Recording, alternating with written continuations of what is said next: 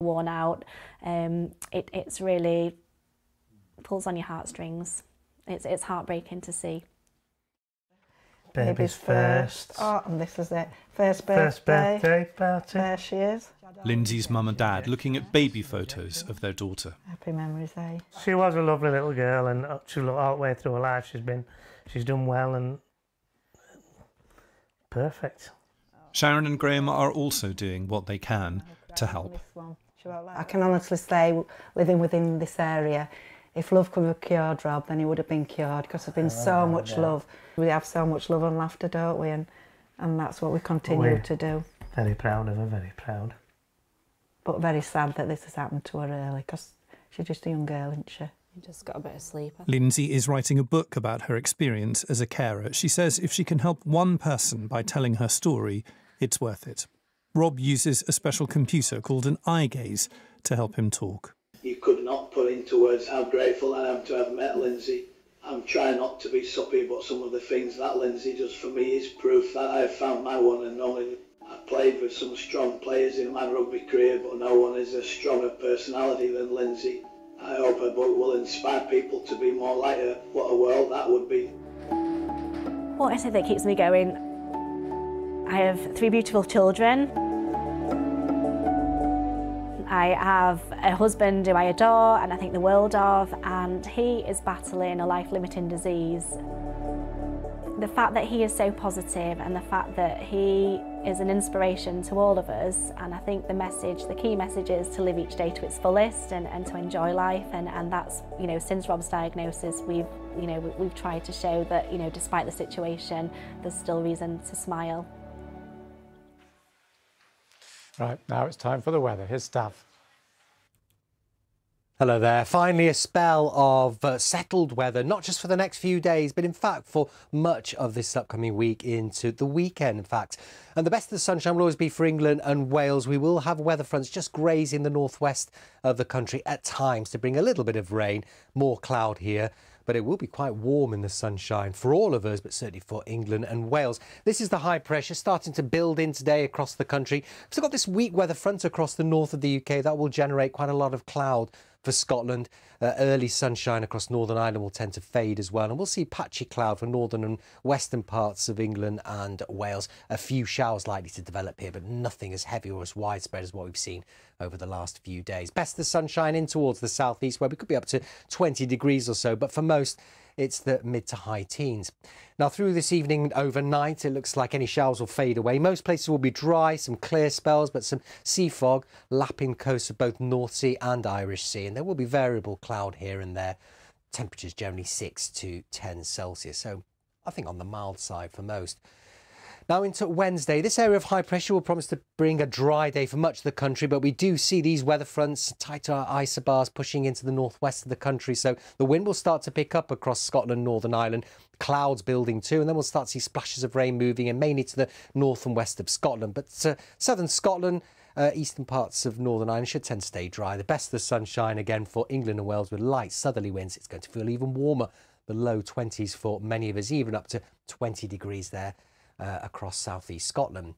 On Thursday, similar story, more cloud generally, Scotland, Northern Ireland, a few splashes of rain in the northwest of Scotland where it will be breezier, lighter winds further south, and for the bulk of England and Wales, it should be mostly dry, barely a shower around, lots of sunshine and feeling that bit warmer, 22, maybe 23 degrees in the warmest spot. High teens, even where we have the cloud across Scotland and Northern Ireland. We hold on to high pressure for Friday and indeed the weekend, though it starts to retreat out towards the east, and low pressure will begin to push into the west of the country later on Sunday, and certainly into next week it looks more unsettled. But a fine end to the week to come, just the chance of a few showers across western areas, I think, later on Sunday. Take care.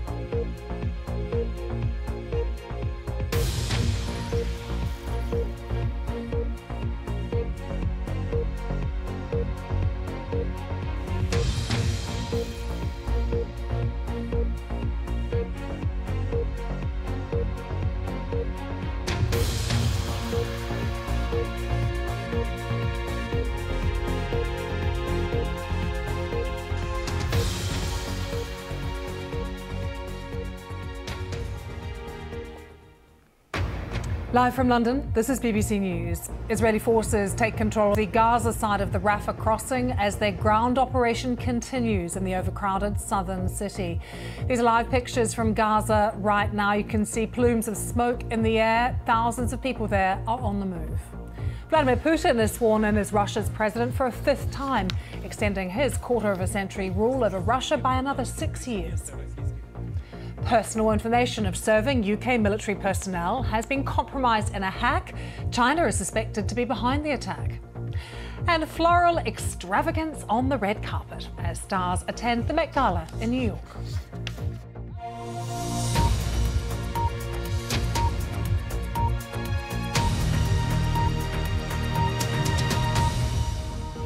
Hello, I'm Lucy Hockings. Welcome to BBC News Now. We start today in the Middle East and we can show you pictures now live of Rafah, this massive plume of smoke over the south of Gaza.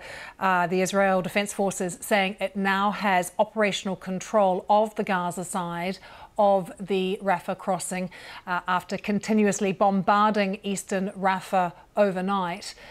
These images that we have for you here were issued by the IDF. They show, as you can see, tanks moving in on the area, a vital entry point for aid, a day after Israel ordered civilians to evacuate. Aid agencies say that could be disastrous for civilians caught up in the conflict. These are trucks. They are queuing up at the Rafah crossing. There's hundreds of them, all waiting to get into Gaza. The UN have accused Israel of not allowing aid into the area, saying any delay in getting fuel into the strip would put their Gaza operation in its grave. We did see this brief glimmer of hope yesterday, scenes outside the Al-Aqsa hospital as Palestinians celebrated news that Hamas had accepted a ceasefire deal. This was rejected by Israel as far from meeting its core demands. Instead, the country's war cabinet voted to continue operations in Rafah. Talks will resume in Cairo today. We know that Israel is sending a delegation to those talks. Here's our Middle East correspondent, Yolanda. Rolling into Rafah. Israeli tanks have now taken control of Gaza's key crossing into Egypt.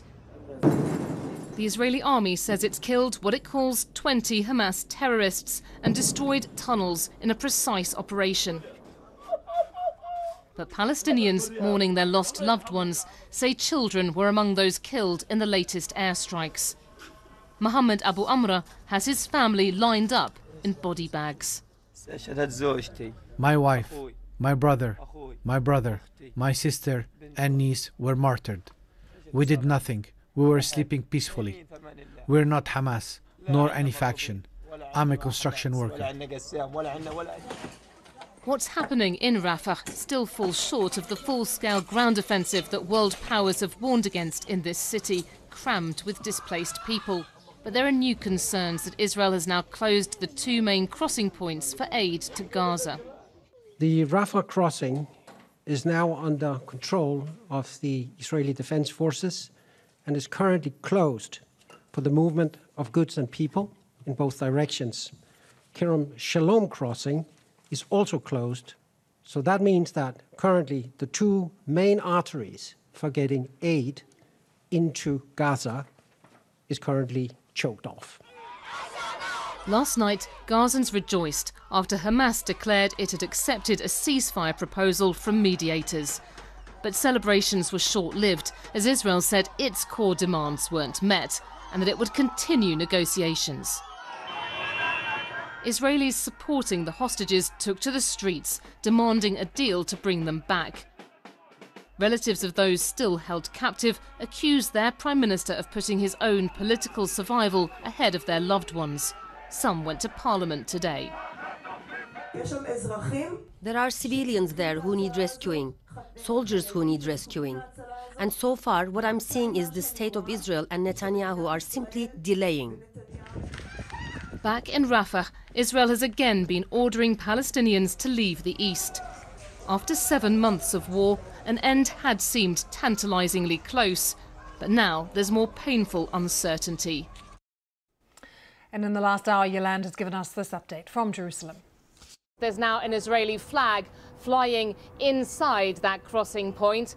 Otherwise, there have been Israeli airstrikes quite intense overnight. And while the Israeli army said that it had killed 20 Hamas terrorists and destroyed 3 tunnel shafts that it found in Rafah, we've been hearing from Palestinian families that they have lost children. They have been killed in these latest strikes. It remains a very tense time. We've seen more leaflets dropping in the east of Rafah, with Israel giving those evacuation orders, telling people to go to what they deem humanitarian zones to the north, in the centre of the Gaza Strip and close to Khan Yunis. What are the conditions like, though, Yolande, in those humanitarian zones? Well, I mean, the Israeli army says that it's expanded these zones. They're basically 10 cities, and that it's allowing more humanitarian supplies to get in. But in general, as you were referring to there, there's now increased concern about aid operations in Gaza, particularly in the south, where you have more than half of the population of the Gaza Strip now living, really because you have these 2 key crossing points which are used for aid. Both the Rafah crossing closed off to humanitarian organizations, and also the Kerem Shalom crossing. That's been closed since Sunday following Hamas rocket fire, which the Israeli military said came from inside Rafah, and that killed 4 Israeli soldiers. The Israeli military, when asked about that earlier, did say it was working to try to reopen that crossing, but this is a huge concern. There was a UN official who said that these are the 2 main arteries for aid, and they're currently choked off. Yolande, there's talks taking place in Cairo today. Israel said it is sending a delegation. Egypt saying today what we're seeing in Rafah undermines those talks, those ceasefire efforts. Do we know what the terms of any talks will be, given that Israel has already rejected the fact that what Hamas agreed to? I mean, that is still unclear. We do know that these Israeli officials are supposed to be heading to Cairo in the coming hours. We're told that they are mid-level negotiators, not the top ones who are usually sent when it looks like Israel is moving very close to a deal. And really the main sticking point, reading between the lines here and looking at a document that's been leaked to the media, because we haven't had anything officially announced about the exact content of the proposal that Hamas has signed up to, but it looks to be a multiple stage deal. In the initial stages, you have just over 30 of the Israeli hostages from the most vulnerable category being released in exchange for 40 days of ceasefire, and Palestinian prisoners from Israeli jails being released. But that moves on ultimately to what's being described as a period of sustained calm, and that looks in effect like an end to the war. And that's a real problem for Israel because it has said it does not want to end this war until it has dismantled Hamas in Gaza. You saw Yolande there mention there are 2 main aid arteries to get aid and fuel into Gaza. One of them is Rafah and the other one is the Kerem Shalom crossing, which has been closed by Israel because of security concerns. We've got a few new pictures we've just received here at the BBC that show an armoured vehicle with large flags, and it's driving from Kerem Shalom on the Gazan side up the road usually used by aid trucks towards Rafah. Now, we don't know who filmed these pictures. We're looking into that and we will bring you more just as soon as we get it. Adult actress Stormy Daniels is expected to take the stand in Donald Trump's criminal trial today. Prosecutors continue to argue the former president was responsible for illegally covering up a hush money payment to the porn star in the run-up to the 2016 election. Mr. Trump has pleaded not guilty to the charges and denies that he ever had sex with Stormy Daniels. Let's speak to Neda Tawfiq, our North America correspondent who has been covering the trial since the very beginning. So, Neda, we're expecting Stormy Daniels today. Not confirmed yet, though, but many sources now telling the BBC that she will appear.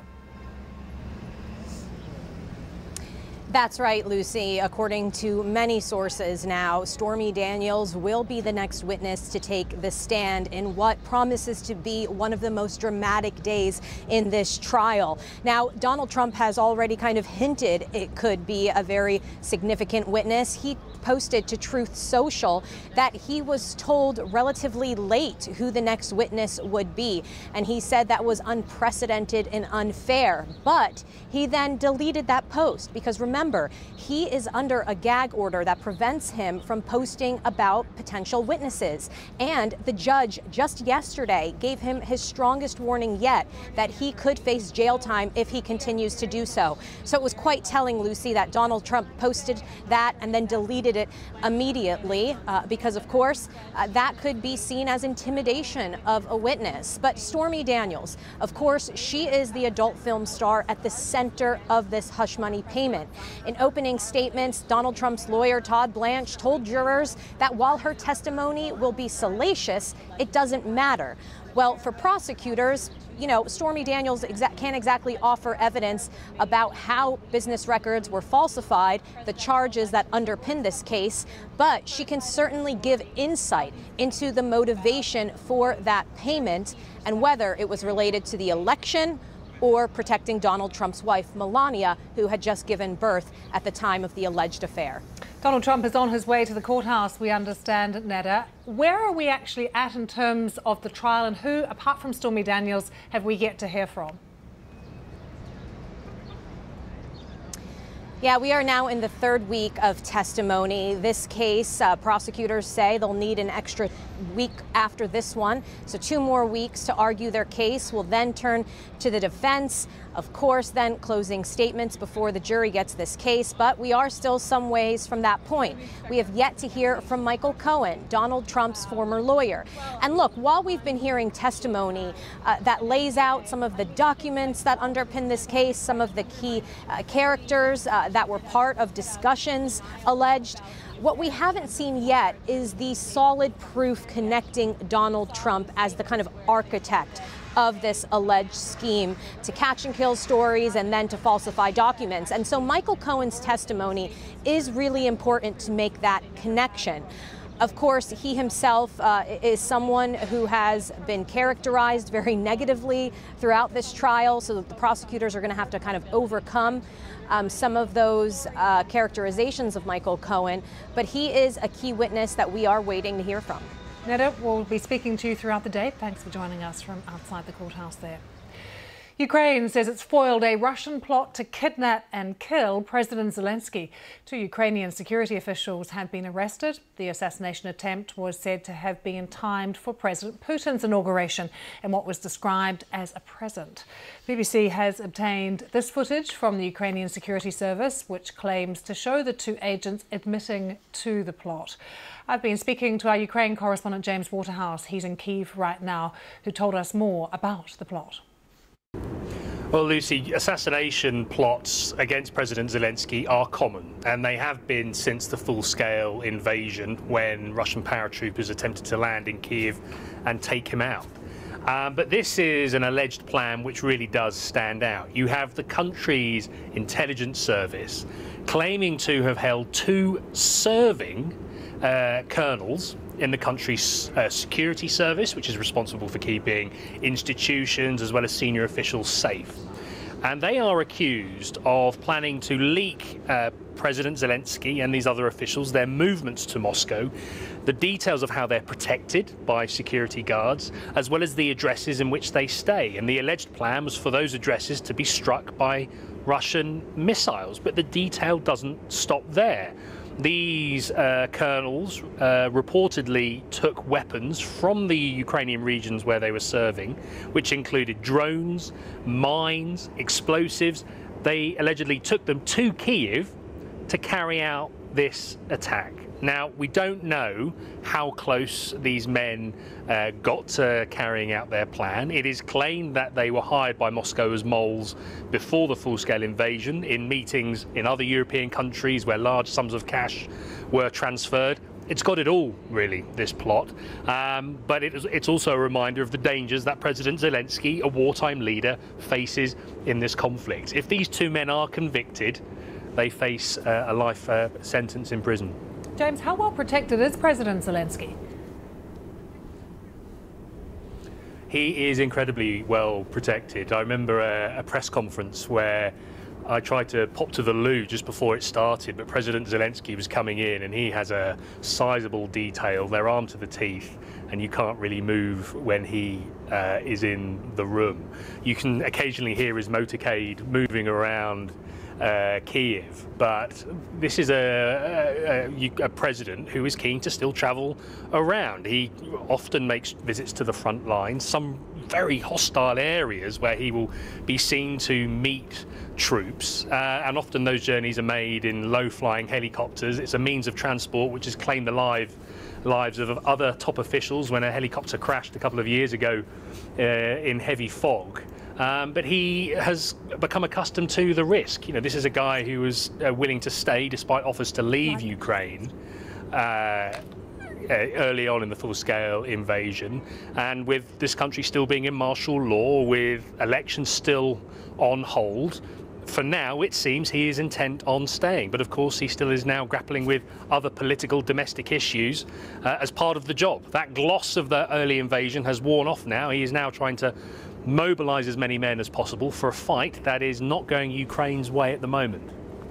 James Waterhouse there, around the world and across the UK. This is BBC News.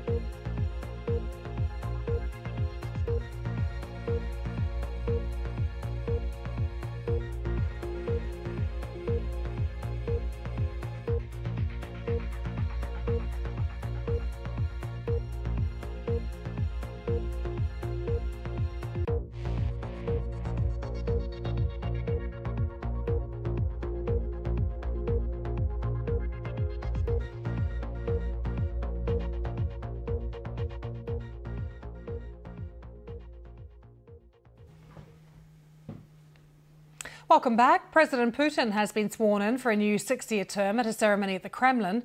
Putin, who has been in power as president or prime minister since 1999, now begins his new mandate more than 2 years after he sent tens of thousands of troops into Ukraine.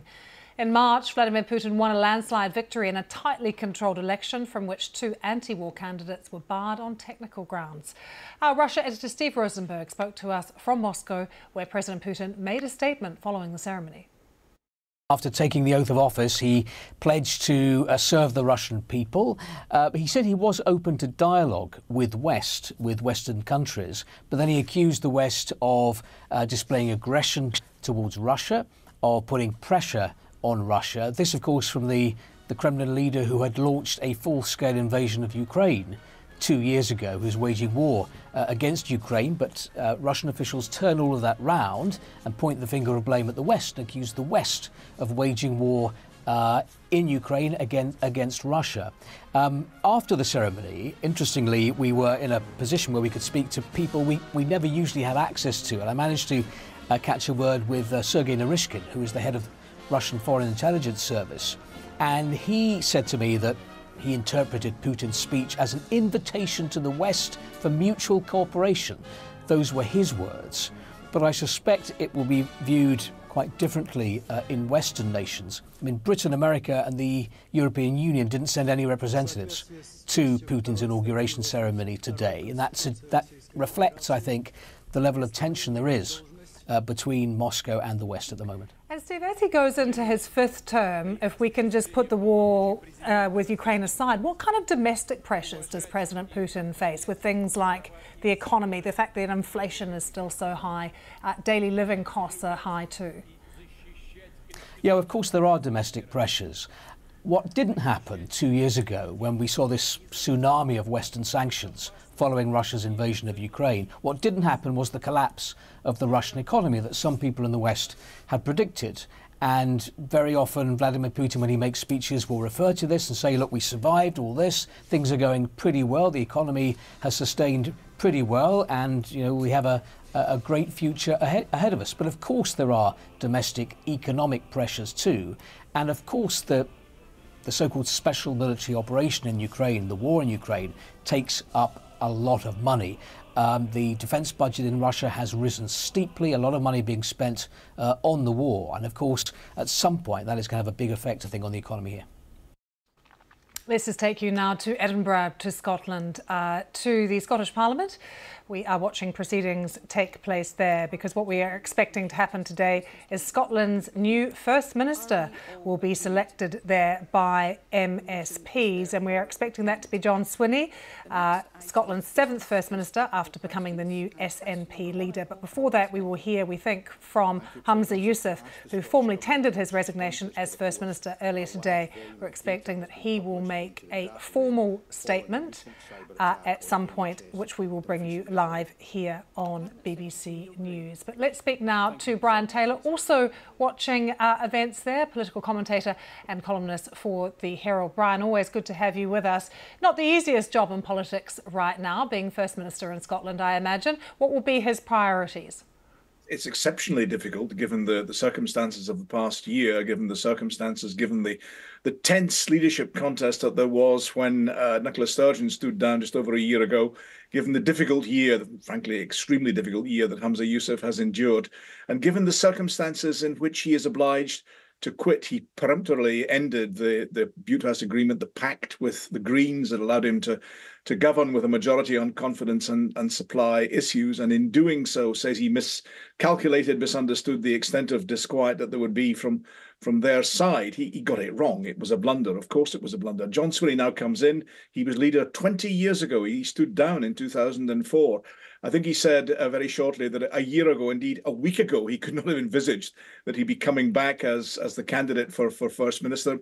But he is, and he's seeking unity within his party, which has been somewhat fractious in the past year or so. He's seeking unity within Parliament. He says he wants to work, if possible, with other parties. I think the parties who advocate the union will find that exceptionally difficult. The Greens say they're willing to talk, and they also have said in the last few minutes that they will abstain in the vote on First Minister in order to listen to the debate and the discourse. John Swinney, has to try and unify the country, not least behind his party, but behind his overall objective, of course, which remains Scottish independence. How much do you think, Brian, that will be his focus in the next few weeks or even months? Independence. It's very intriguing. He listed a series of priorities. They started with the economy and the cost of living, the NHS, education, concerns for the people, and asked to name number one priority, he said, endeavours to isolate and eliminate child poverty. Notice one thing missing from that? Well, it's independence. But I think I understand exactly why he's doing that.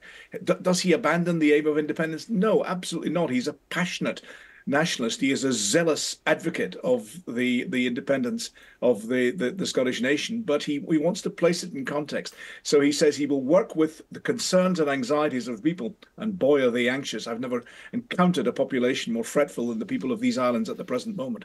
So he wants to work with the concerns on the economy, the concerns of the people on the cost of living, the concerns of people on public services, including NHS waiting lists, but say simultaneously, we will do everything we can within the devolved powers of the Scottish Parliament to tackle your concerns, but at the same time invite people to calculate, from Mr. Swinney's perspective, how much better that task could be done with independence. It's a dual strategy, a gradualist strategy, and a strategy that places the concerns of the people first, and perhaps the concerns of the party ostensibly second. Always good to hear from you, Brian, and we'll be back at the Scottish Parliament as events continue to get underway there with Humza Yousaf, his personal statement we're expecting soon. But let's take you live to New York now, because here is former President Donald Trump, as he always does, as he arrives at the court. Let's listen in. And it's all Biden, because it's an attack on his political opponent. That hasn't happened in this country. It does happen in third world countries, but it hasn't happened in this country, and it's a shame. And the trial is a very unfair trial. It's a very, very unfair trial. The good news is they have nothing. Thank you. Why is it unfair? Mr. President, do you plan on testifying? Why is the trial unfair? supporters shouting out their questions to Donald Trump. He was earlier saying that the gag order that he is under is unconstitutional and that this trial is incredibly unfair. But the big news of the day is that we hear from a number of sources that prosecutors will call Stormy Daniels to the stand today in this criminal hush money trial. What we don't know, Neda Tawfiq, our correspondent, was saying is whether she will be called first this morning. But to remind you, the adult film star was paid $130,000, a hush money payment, to keep from going public before the 2016 election about her alleged affair with Donald Trump. And these were payments that Donald Trump made to Michael Cohen. We haven't heard from Michael Cohen yet. He is the next big star witness, which prosecutors allege was reimbursement for paying off Stormy Daniels ahead of the election. And they are at the heart of these 34 charges of falsifying business records. You heard it very clearly once again there from Donald Trump. He has pleaded not guilty. He believes prosecutors don't have the detail that they need to convict him. So we're keeping across this trial, the trial today, as we see Stormy Daniels, we expect to be called to the stand. Of course, the other big story is reaction that's coming into us from what is happening in Rafah right now. That is a slightly grainy picture, but you can still see smoke in the sky, with the IDF saying it has operational control of the Gaza side of the Rafah crossing. There's been targeted strikes against Hamas in eastern Rafah as well. And at the same time, we know that talks will resume in Cairo, and Israel is sending mediators to those talks with Hamas. So we'll continue to keep you up to date with events in the Middle East as well. Stay with us.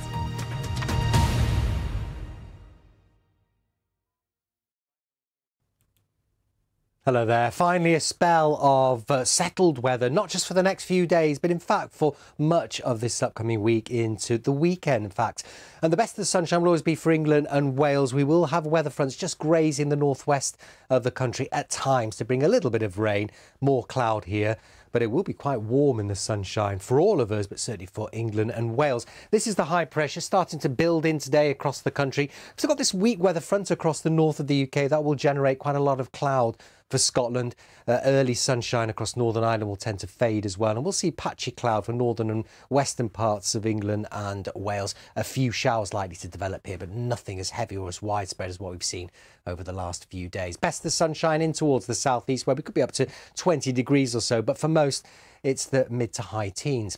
Now through this evening overnight, it looks like any showers will fade away. Most places will be dry, some clear spells, but some sea fog lapping coasts of both North Sea and Irish Sea. And there will be variable cloud here and there. Temperatures generally 6 to 10 Celsius. So I think on the mild side for most. Now into Wednesday, this area of high pressure will promise to bring a dry day for much of the country, but we do see these weather fronts, tighter isobars pushing into the northwest of the country. So the wind will start to pick up across Scotland, Northern Ireland, clouds building too, and then we'll start to see splashes of rain moving in mainly to the north and west of Scotland. But southern Scotland, eastern parts of Northern Ireland should tend to stay dry. The best of the sunshine again for England and Wales with light southerly winds. It's going to feel even warmer, the low 20s for many of us, even up to 20 degrees there. Across southeast Scotland. On Thursday, similar story, more cloud generally, Scotland, Northern Ireland, a few splashes of rain in the northwest of Scotland where it will be breezier, lighter winds further south, and for the bulk of England and Wales, it should be mostly dry, barely a shower around, lots of sunshine and feeling that bit warmer, 22, maybe 23 degrees in the warmest spots. High teens, even where we have the cloud across Scotland and Northern Ireland. We hold on to high pressure for Friday and indeed the weekend, though it starts to retreat out towards the east and low pressure will begin to push into the west of the country later on Sunday and certainly into next week. It looks more unsettled, but a fine end to the week to come. Just the chance of a few showers across western areas, I think, later on Sunday. Take care. For now, it's a defensive position and can only be activated if the militia attack. They are proud of their democracy, but they also fear it's now under threat from China like never before. Every time the government drops tear gas, people disperse, but the farmers come back. When you're this close to the river, which is a front line, you are always watched, so you have to move quickly. There when the story breaks. BBC News. Follow on the app. Today we're looking at the state of British politics. Asking, is technology ruining football? Are we too obsessed with our phones? Helen from Hull wants to know, how hot's the planet going to get? And we'll explain why prices keep going up and up. Also, Rach, did you know space has its own smell? Really? What of? The world is fast-moving and can be confusing. So let's talk about it. 5 Live Breakfast with Rachel and Rick. Listen on BBC Sounds. The BBC World Service is a powerhouse. It's the world's radio station. How cool is that? There were many occasions like the landing on the moon, which I learned about through the BBC World Service. The BBC has provided joy, hope, and grace all over the world, which is really rare, and I think that's a beautiful thing. It's no exaggeration to say the BBC World Service has become the international watchword for quality broadcasting. The BBC World Service. Listen on Sounds.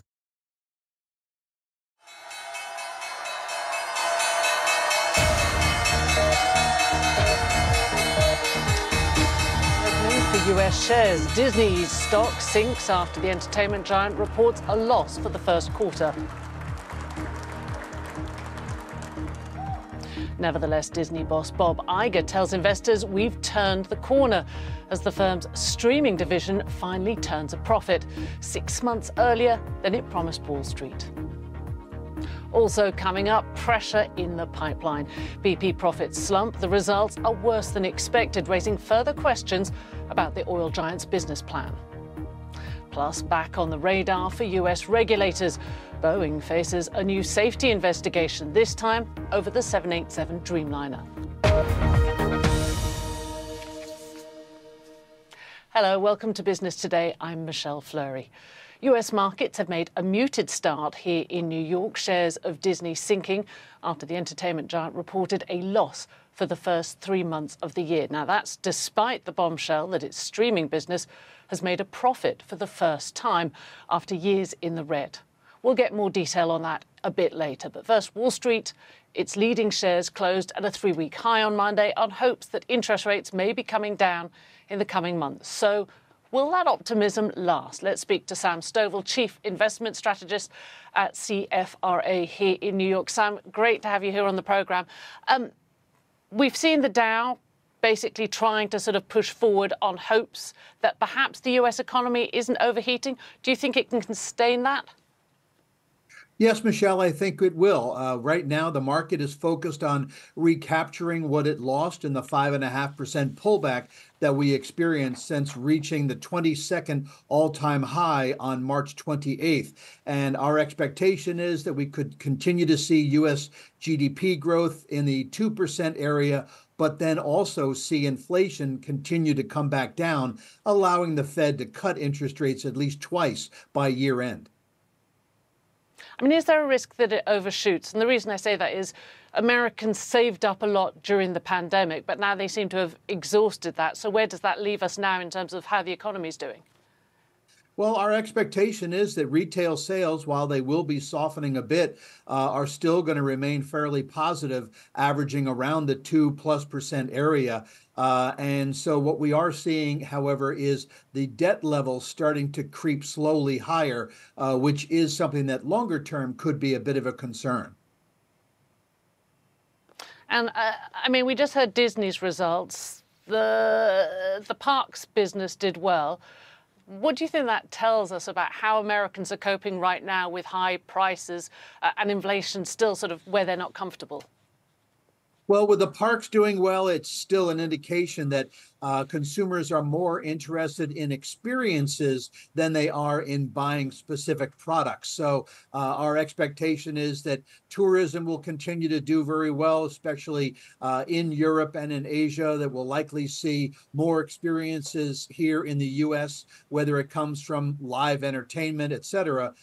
So the consumers want to satisfy their desires, which is to get out and do something. Experiences are king. Sam Stovall, great to have you on the programme. Thank you. We have turned the corner. That is the message to investors from Disney boss Bob Iger as it raised its profit forecast for the year and revealed that its entertainment streaming business has turned a profit for the first time. Disney launched its Disney Plus service back in 2019 to compete with Netflix and adapt to the changing way we get our entertainment. It has been losing money since then. Disney promised Wall Street those losses would turn to profits by September. But take a look at this. Disney's entertainment streaming division made a profit of $47 million between January and March. Now, that's compared to a huge loss of $587 million this time last year. So, out of the red 6 months ahead of schedule. Let's talk to Hannah Walsh from Ampere Analysis in London. Hannah, a huge surprise to the upside. I mean, are we going to look back at this and say this was the moment its streaming business really took off? I think it's a great news for Disney. It's something they've been looking to achieve for quite some time now. And yeah, I think it does really show a great sign for Disney's entertainment streaming platform. It is worth noting, though, that when you combine the entertainment streaming services with its sports streaming services, the streaming business of Disney did still see a loss in this quarter. So that's one that's quite an interesting headline, and that we'll keep an eye on going forward. And we just heard there from our last guest talking about Americans still seeking out experiences. That seems to be borne out in the parks results. But the company executives did warn that they could see a moderation in demand going forward. I mean, is that what is driving down the share price down sharply this morning after what on the surface is positive results? So that definitely be one consideration. You know, the parks business has seen a great growth domestically, but also internationally with the Hong Kong park as well. They did indicate that there's going to be some slowdown, but also they said there was going to be some slowdown in terms of subscriber growth for Disney Plus in the Disney's third quarter of the year. As that growth starts to slow, that's really the side of the business that investors are keeping an eye on at the moment. And that's probably largely the reason why we saw that kind of more declining rate. I mean, Hannah, you know, it's striking. Bob Iger, the CEO of Disney, has just come across a really bitter proxy battle with investors over leadership of the company. Is that behind it now? I think so. I think even though the results, you know, there's some downsides to the results, I think it's still very good news that the streaming business has done so well on the entertainment front. I think it's clear they're investing a lot more thought into the future of ESPN. So although it didn't do as well this quarter, there's definitely significant advancements they're looking to make to ESPN to really boost revenue in the sports segment. And I think they're also looking at the theatrical sector in a very good way, really trying to figure out what the best way to make the theatrical sector more profitable as well. So I do think there's good signs for Disney and Bob Iger in that respect. Yeah, as you say, so many streamers getting into the sports business right now. Hannah, thank you very much for joining us on the show today. No worries. Well, let's move to the UK now, where oil giant BP has reported a slump in profits for the first 3 months of the year. It made $2.7 billion between January and March. That was down 40% on the same period last year. The results will put more pressure on BP's new CEO, who took over in January. Part of the slump can be put down to lower oil prices, but as our business editor Simon Jack explains, arch UK rival Shell is doing much better than BP, raising questions for some shareholders about the company's strategy. We are coming out of the back end of the energy crisis that was sparked by Russia's invasion of Ukraine, which saw Russian oil and gas supplies either shut off or shunned by many markets, which sent prices rocketing. So we're coming down from there. So I think it's very unlikely that the likes of BP will ever make as much money as they did during that 2022-2023 period. But what is interesting about the BP numbers, down 45% on lower oil and gas profits, they slightly missed the estimates that people said of what they were expecting them to make in profits, whereas Shell, similar company profile, actually exceeded their estimates. And this is down to the fact that Shell has been unapologetically going hell for leather for more oil and gas production. And BP has been less aggressive in that way, saying it's trying to stick to its transition plans. Both have weakened them a little bit, but there is some tension between BP and Shell shareholders, saying some of them would like the BP strategy to be a bit more like Shell. So we'll see where that goes. Saudi Aramco, the world's biggest oil company, says profits were down 14% in the first 3 months of the year. That's down to lower oil prices as well as cuts in production agreed by the OPEC group of oil-producing nations. Now, this was all done to try and support the price of crude. Here's a figure to get your head round, though. Aramco says it expects to pay more than $124 billion in dividends to shareholders this year. That largely means the Saudi government, which still owns more than 80% of the company, well, it relies heavily on Aramco to finance its spending. Our business correspondent in the Gulf, Samir Hashmi, explains. Saudi Arabia has put in place production cuts, which have been there since July 2022. And since then, their profitability has taken a hit because not only has their production gone down, but even oil prices have fluctuated during this period. Now, in the last 3 months, if you look, prices did go up briefly, but that was only for a few weeks. And after that, prices were back to where they were, the average price in the last 6 months. So that is why the profitability may not go up as much as we have seen, let's say, in the previous years when oil prices were over $100 a barrel. But the thing to keep a watch on is going to be the dividend, because that's the main thing for the Saudi government. It's a state-owned company, and the Saudi government benefits the most with a high dividend income. So despite the profitability coming down in the last year or so, Aramco has not cut the dividend they pay out.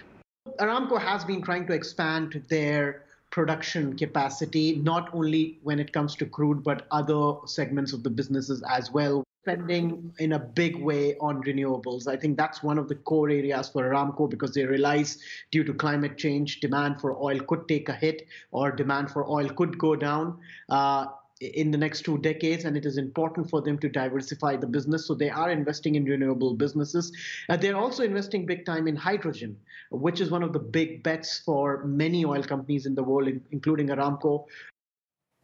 Now to new safety questions facing aircraft giant Boeing. Regulators here in America have opened another investigation after the firm acknowledged that it might not have carried out proper quality inspections on its 787 Dreamliner aircraft. It comes on top of a probe launched earlier this year into the safety of its 737 MAX planes after a door panel blew out on one of the jets shortly after takeoff. Leadership expert Chris Roebuck told us it's another example of Boeing's problematic corporate culture. This has been going on for 6 years now. You just think it can't get any worse, but they managed to come up with something that is worse. The fact that records might have been altered on the process recording of quality for aeroplanes, the 787, is mind-blowingly worrying. Now, Boeing say, OK, we've checked all the ones on the production line. Yeah, but what about the ones that have left the production line and are out there? It's just so many leadership and culture failures over the last 6 years.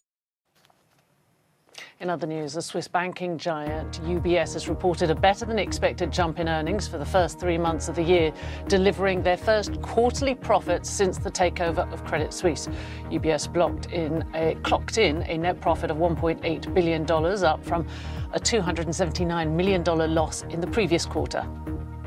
Nintendo has posted record profits thanks to the weak yen, but warned earnings will slump nearly 40% this year. The video games giant says it will reveal a successor to the hit Nintendo Switch console later this year. Before we go, let's take a look at the markets in the rest of the world.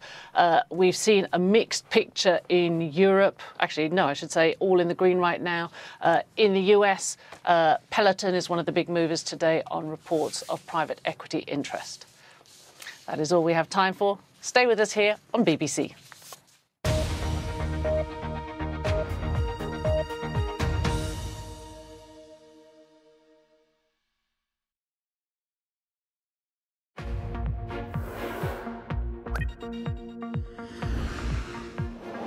It's the first US presidential rematch in almost 70 years, with the polls suggesting it will be a tight race decided by narrow margins.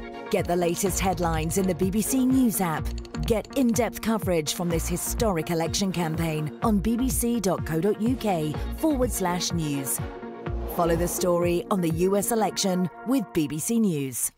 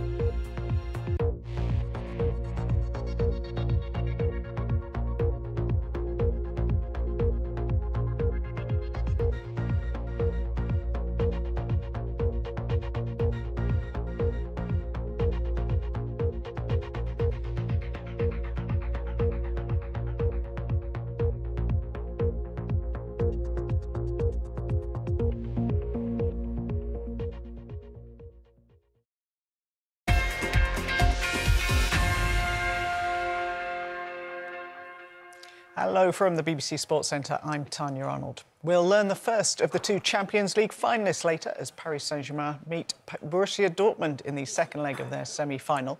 On Wednesday, Real Madrid and Bayern Munich meet again with the scores level, but first Dortmund take a narrow 1-0 advantage over the French champions to the Parc des Princes. PSG got the better of Borussia at home when they met in the group stage, and European football expert Andy Brassel says it's something both sides will learn from. PSG looked the part. You know, they really looked a true collective in their first Champions League game post Neymar and Messi, and they gave Borussia Dortmund a lesson. I guess in terms of going into this gives Dortmund a lot of not what to do because they were really poor back in September, way too passive. But of course, Kylian Mbappe struggled to get into the game a little bit in the first leg, certainly when he was at centre forward. So maybe that gives Luis Enrique food for thought. How much pressure is there on Kylian Mbappe? It feels like, you know, destiny and all of that in his final season at Paris, which does lump a lot of pressure on him.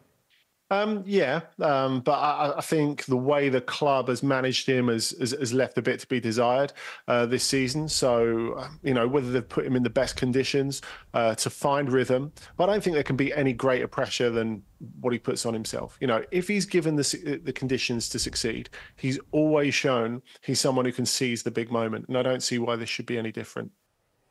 Nottingham Forest's appeal against a 4-point deduction for breaking Premier League financial rules has been rejected. An independent commission had found Forest's losses in the 2022-23 season breached the threshold of £61 million by £34.5 million, and that decision has been upheld. It means Forest remains 17th and 3 points clear of the relegation zone with 2 games of the season left to play. The Denver Nuggets' hopes of defending their NBA crown suffered another blow as they were thrashed by the Minnesota Timberwolves to go 2-0 in the best-of-7 series down. Minnesota were missing rising star Rudy Gobert, who was at the birth of his son, but still had too much for the reigning champions. They were led by Anthony Edwards and Karl Anthony Towns, who both scored 27 points. The Timberwolves managed to hold Denver star Nikola Jokic to just 16 points. Over in the Eastern Conference, Jalen Brunson scored 43 points as the New York Knicks won Game 1 of their best-of-7 semi-final against the Indiana Pacers by 121 to 117. In doing so, Brunson became just the 4th player in NBA history to register 4 consecutive 40-point games. Game 2 is in New York on Wednesday. To Major League Baseball, where Shohei Ohtani has continued his strong start since his record-breaking trade to the LA Dodgers. The Japanese star struck his league-leading 11th home run to get the Dodgers on the board with a 2-run shot in their match against Miami Marlins. It was the 4th time in his past 3 games that he's struck a home run. The Dodgers went on to win 6-3. Former Wales rugby union star Lewis Rees-Zammit has had his first taste of life at the Kansas City Chiefs after attending rookie camp over the weekend. Having come through the NFL's International Player Pathway programme, he's been doing his best to get up to speed with the game. I've been put in the running back group to start with. I think there's going to be a versatile role for me. I'm hoping, you know, the coaches are very creative here, so see what they can do, but it's all about me learning the playbook and learning the game, because without that I can't do anything else. So you know, I'm fully focused on, you know, the now. You know, I've got to make the team. How am I going to do that? I've got to perform on the field, I've got to learn the playbook, and then we'll go from there. I'm guessing it's a steep learning curve. That's all your sport for now, Lucy. Tanya, thanks so much. Let's go back to the war in Gaza. Speaking in the last few minutes, the UN Secretary-General Antonio Guterres has urged Israel to stop any escalation in Rafah. An agreement between the government of Israel and the leadership of Hamas is essential to stop the unbearable suffering of Palestinians in Gaza and of the hostages and their families. It would be tragic if weeks of intense diplomatic activity for peace in Gaza yield no ceasefire, no release of hostages, and a devastating offensive in Rafah. I reiterate my appeal for both parties to show the political courage and spare no effort to secure an agreement now, to stop the bloodshed, to free the hostages, and to help stabilize a region which is still at risk of explosion. This is a crucial opportunity that the region, and indeed the world, cannot afford to miss. Yet things are moving in the wrong direction. I'm disturbed and distressed by the renewed military activity in Rafah by the Israeli Defense Forces. The closure of both Rafah and Karem Shalom crossings is especially damaging to an already dire humanitarian situation. They must be reopened immediately. Just to give an example, we risk running out of fuel this evening. I urge the government of Israel to stop any escalation and engage constructively in the ongoing diplomatic talks. After more than 1,100 Israelis killed in the Hamas terror attacks of 7 October, after more than 34,000 Palestinians killed in Gaza, haven't we seen enough? Haven't civilians suffered enough death and destruction? Make no mistake, a full-scale assault on Rafah would be a human catastrophe. UN Secretary-General Antonio Guterres speaking at the UN in New York. He started by saying we're at a decisive moment for the Palestinian and the Israeli people and for the fate of the entire region. If you'd like more on the latest developments, what's happening on the ground and also with those diplomatic efforts in Cairo, don't forget you can go to the BBC News website. There is a live page up and running for you at the moment, so do log on and take a look. It is Eurovision week and this year's contest is being held in Malmö after Sweden won last year's competition in Liverpool. Flying the flag for the UK is Ollie Alexander and the first semi-final will be held tonight ahead of Saturday's grand final. Our correspondent Sarah Rainsford is in Malmö. The fans are starting to gather here in Malmö. We're expecting tens of thousands over the next few days. It's all kicking off today with the first semi-final. All the usual sequins and spangles, as you might expect. As you said, Ollie Alexander is on stage for the UK. He has a free pass to the final, but there are 15 other acts taking part today, including the apparent favourite in this competition, Baby Lasagna from Croatia, with a song with a lyric about meowing like a cat.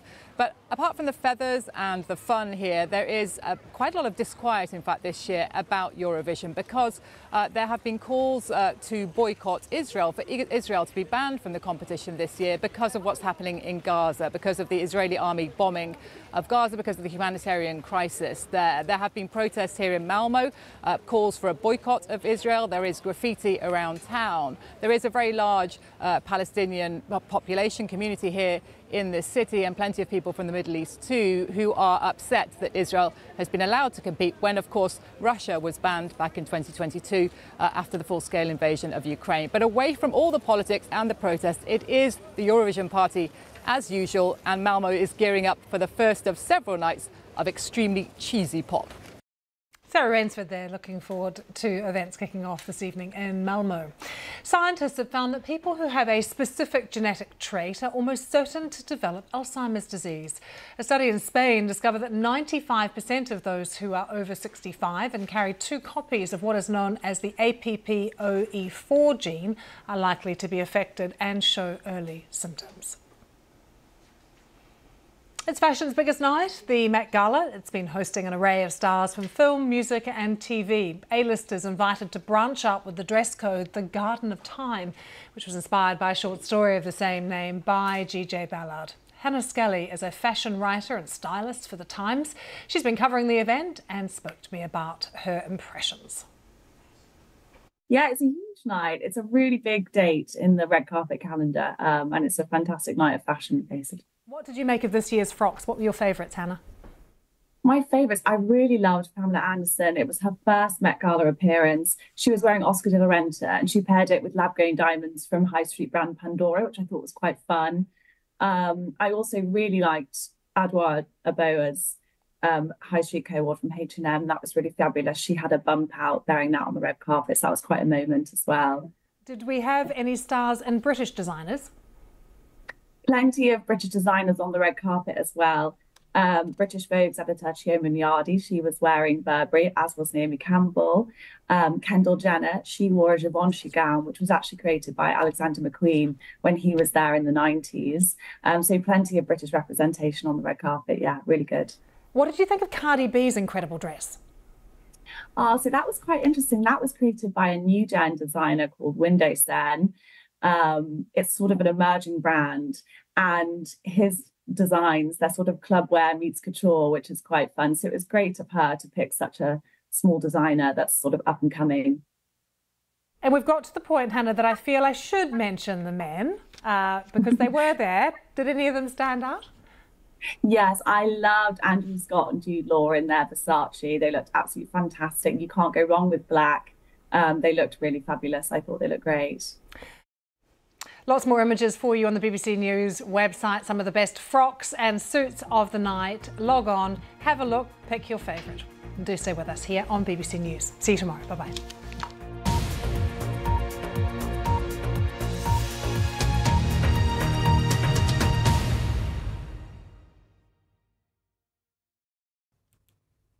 Hello there. Finally, a spell of settled weather, not just for the next few days, but in fact for much of this upcoming week into the weekend, in fact. And the best of the sunshine will always be for England and Wales. We will have weather fronts just grazing the northwest of the country at times to bring a little bit of rain, more cloud here. But it will be quite warm in the sunshine for all of us, but certainly for England and Wales. This is the high pressure starting to build in today across the country. We've got this weak weather front across the north of the UK that will generate quite a lot of cloud for Scotland. Early sunshine across Northern Ireland will tend to fade as well. And we'll see patchy cloud for northern and western parts of England and Wales. A few showers likely to develop here, but nothing as heavy or as widespread as what we've seen over the last few days. Best of the sunshine in towards the southeast, where we could be up to 20 degrees or so. But for most, it's the mid to high teens. Now, through this evening and overnight, it looks like any showers will fade away. Most places will be dry, some clear spells, but some sea fog lapping coasts of both North Sea and Irish Sea. And there will be variable cloud here and there. Temperatures generally 6 to 10 Celsius. So I think on the mild side for most. Now into Wednesday, this area of high pressure will promise to bring a dry day for much of the country, but we do see these weather fronts, tighter isobars pushing into the northwest of the country. So the wind will start to pick up across Scotland, Northern Ireland, clouds building too, and then we'll start to see splashes of rain moving in mainly to the north and west of Scotland. But southern Scotland, eastern parts of Northern Ireland should tend to stay dry. The best of the sunshine again for England and Wales with light southerly winds. It's going to feel even warmer, the low 20s for many of us, even up to 20 degrees there.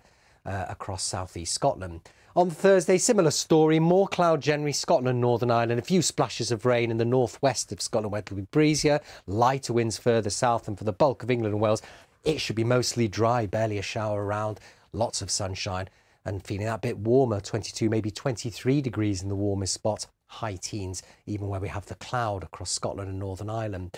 We hold on to high pressure for Friday and indeed the weekend, though it starts to retreat out towards the east and low pressure will begin to push into the west of the country later on Sunday and certainly into next week. It looks more unsettled, but a fine end to the week to come. Just the chance of a few showers across western areas, I think, later on Sunday. Take care. The future is already here. Live camera action. All about AI changing our jobs. Where do you see this technology moving in the future? A flipping burger robot. From gadgets to gaming. The virtual reality landscape has changed quite a bit. May the best driver win. It won't be me. Sustainability to AI. By using giant nets and AI robots to deal with plastic pollution. This is where the technology is being tested. Fake. Yay! I'm enjoying it. Yeah, this is good. The latest developments from the world of tech. I could come up with a date predicting when you would die. Pat your head, rub your stomach. This is actually a floating solar farm, and it's a pretty impressive sight. I think it's quite cool. Wow! That went right through me! Click, watch on BBC iPlayer.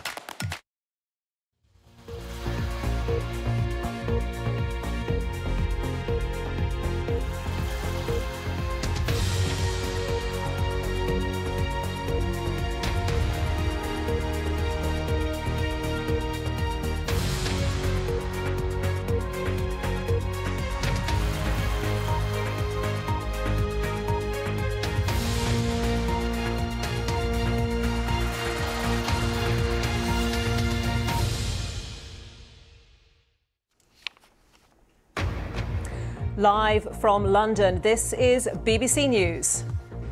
Aid agencies warn it's almost impossible to help civilians in southern Gaza after Israeli forces move into Rafah, sealing off the two main crossings into the city. These are the pictures live from Rafah, where people anxiously await news of the latest ceasefire talks. Ukrainian intelligence says it's foiled a Russian plot to assassinate President Zelensky, reportedly timed for President Putin's inauguration. Donald Trump is back in New York as Stormy Daniels is due to appear on the witness stand. I'm outside the court in New York in what promises to be one of the most dramatic days of testimony. And floral extravagance on the red carpet as stars attend the Met Gala in New York.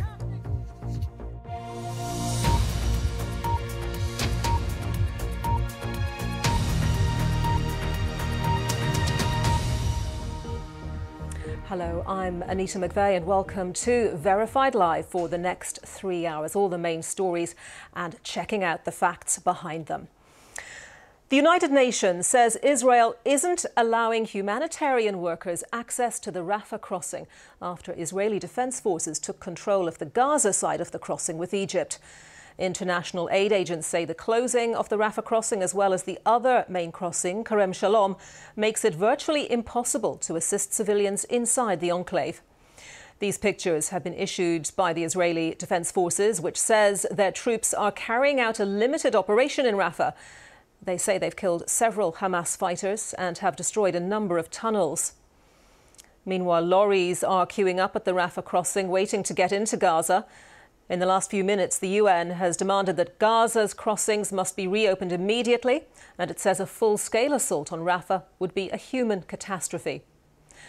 There'd been celebrations in Rafah on Monday night after Hamas said it agreed proposals for a ceasefire and hostage release deal. Relatives of Israeli hostages held in Gaza have been demanding that Benjamin Netanyahu accept the deal. But Israel says the draft truce is far from meeting its key demands.